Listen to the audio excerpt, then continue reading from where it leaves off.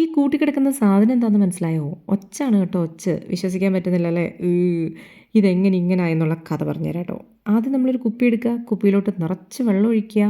അതിനുശേഷം നമ്മൾ ഈ അപ്പമൊക്കെ പുളിപ്പിക്കാൻ ഉപയോഗിക്കുന്ന നമ്മുടെ സ്വന്തം ഈസ്റ്റ് ഉണ്ടല്ലോ, ഈസ്റ്റ്, അതങ്ങോട്ട് ഇടുക. നല്ല രീതിയിൽ ഇളക്കുക, നല്ല കള്ള് പോലെ അതങ്ങോട്ട് ഇളക്കിയെടുക്കണം. ഒരു ഗാർഡനൊക്കെ കൊണ്ടു നടക്കാൻ പെടുന്ന പാടല്ലേ. കാണുമ്പോൾ നല്ല രസമൊക്കെയാണ്, ഇതിൻ്റെ പുറകിൽ ഇത്രയും പണിയുണ്ടെന്നുള്ളത് നമ്മൾ അറിഞ്ഞിട്ടുണ്ടായിരുന്നില്ല. എന്തിനേലും എന്നിട്ട് അതെടുക്കുക, എന്നിട്ട് നമ്മൾ നേരത്തെ ഉണ്ടാക്കി വെച്ച ആ ഗ്ലാസിൻ്റെ വലിപ്പമുള്ള കുഴിയിലോട്ട് അതങ്ങോട്ട് ഇറക്കി വയ്ക്കുക. നല്ല രീതിയിൽ മൂടി വയ്ക്കുക.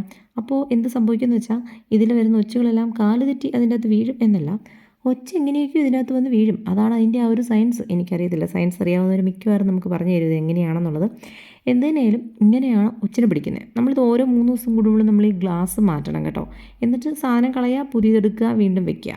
അപ്പോൾ നമ്മുടെ ഗാർഡനൊക്കെ ഇങ്ങനെ മനോഹരമായിട്ട് പൂത്തുലഞ്ഞ് നിൽക്കും. ഇനി ഒരു 3 ദിവസം മുന്നേ വെച്ചൊരു കുപ്പി കാണിച്ചു കേട്ടോ. നോക്കി, നമുക്ക് കാണുമ്പോൾ നമുക്ക് ഇച്ചിരി അറപ്പൊക്കെ ആവുന്നുണ്ടല്ലേ? എനിക്ക് അറപ്പാവുന്നുണ്ട്. എന്തിനേലും കണ്ടോ ഒച്ചിനെ പിടിച്ചിരിക്കുന്നത്. പിന്നെ അവിടെ ഈ പൊട്ടറ്റോൻ്റെ തൊലി പീൽ ചെയ്തിട്ടിരിക്കുന്നത് എന്തിനാണെന്നറിയോ?